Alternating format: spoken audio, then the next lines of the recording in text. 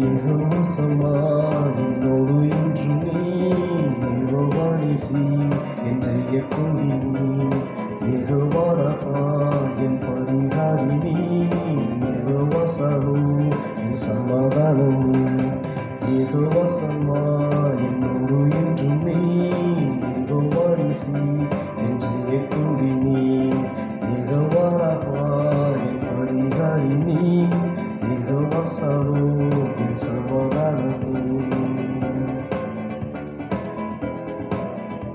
ஆண்டவர் நமக்கு வெற்றியை தருகிறவராக, ஜெயித்து தருகிறவராக இருக்கிறார். ஆமென்.